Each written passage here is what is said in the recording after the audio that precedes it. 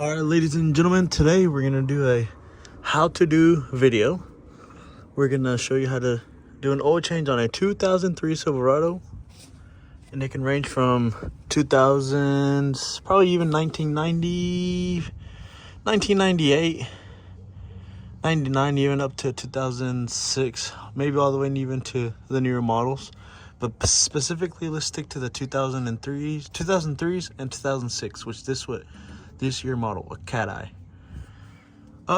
So you're gonna grab a 15 mil, do this, and it's gonna be right here located, and you go this way towards the passenger side, going up counterclockwise. It's this one right here that's closest to this part. That way, if you don't know, if I tell you closest to the transmission, which is this, that way just look for this.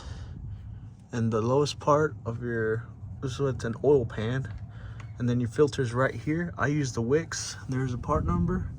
Haven't had any issues with it. And same thing, you loosening it this way. I use this special tool. It's kind of pressurized. Do it like this, and the way I do it is I put pressure on my thumb and then twist it this way, and it'll grab the grooves and loosen it up. Then I put a little bit of oil inside of it whenever I put it back on, and then tighten it up. I know I have a leak, probably rear main, but yep. Put the screw back on. Make sure you don't tighten it too tight because you don't want to break it, but tight enough, just enough to be snugged. And this one, you tighten it arm strength, doesn't have to be super tight because once you take it off, that's gonna be a pain in the butt. Now we're gonna climb up to the front and we'll go from there. So now we come up to the front and then unplug this. It'll also tell you here what kind of oil is recommended for you to use if you don't know what kind. This is your oil cap. It's normally right where this part is, which this is called the head. This is the cover. The motor's right here, as you can tell. It's mainly on these Silverados, it's always on the passenger side. So looking at the truck to your left hand. And I always go with Mobile One. Since this truck does have over 75,000 miles, I do the high mileage synthetic. And normally, to know if you need an oil change, you can always check your dipstick. There's your transmission one, or your truck will let you know when you need an oil change. So I use a funnel, get the lid out, and then start pouring it.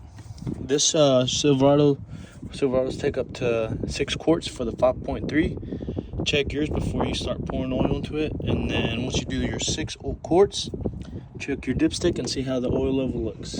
I pour a little bit more throughout the times because I do have a rear main leak.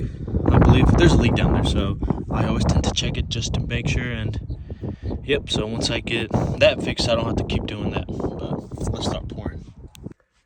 Okay guys, so once you fill it up, checked it, you want to go in, turn it on, or get into the accessory mode, and then with the gas pedal you press it 3 times all the way down, and it should say okay, never mind, I'm having issues with mine, what the heck. Alright guys, I'll be back and see what happens, because that's not right.